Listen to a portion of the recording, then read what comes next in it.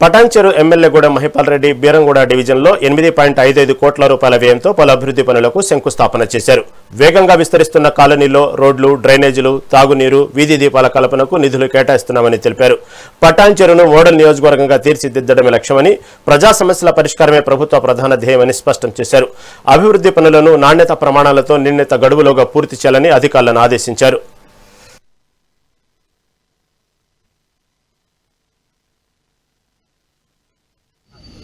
$4,50,000 ఓట్లకు 2.5-3 లక్షలకు వచ్చింది. 1,50,000 దొంగ ఓట్లు వెళ్ళాయి.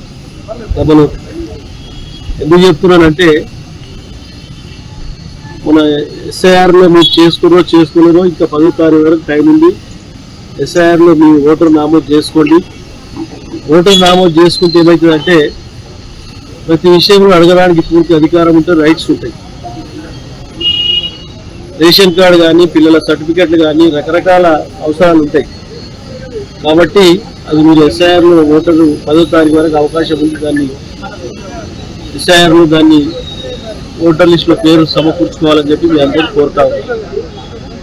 దాంతోపాటు తప్పకుండా బిహెచ్ఎల్ మెట్రో కాలనీకి నేను రెండోసారి ఎమ్మెల్యే అయిన తర్వాత 7 కోట్ల రూపాయలు రాష్ట్రంలో ఏ ఎమ్మెల్యే పెట్టాడు, 10 రూపాయలు కూడా తీయడు. Drainage, CC road, main road వేసినాం. లేకపోతే ఇల్లు అమ్ముకొని బయట పోతుంది, నడవలేని పరిస్థితి ఉంటాయి. ఎందుకు చెప్తున్నానంటే మీకు తెలియాలి. కాబట్టి ఒకటొకటి అన్ని వస్తాయి, తొందర పడకండి. గవర్నమెంట్ దగ్గర డబ్బులు ఇస్తలేదు. 450 ఫైళ్లు ఉన్నాయి మనకి. పటాన్చెరు నియోజకవర్గాన్ని జిహెచ్ఎంసీలో 450 ఫైళ్లలో 150 ఫైళ్లు రిలీజ్ చేయడం జరిగింది. ఇంకా మనకు ఒక 150 కోట్ల వరకులు మన ప్రభుత్వం పెట్టున్నాం. 4,50,000 ఓట్లకు 2.5-3 లక్షలకు వచ్చింది. 1,50,000 దొంగ ఓట్లు వెళ్ళాయి.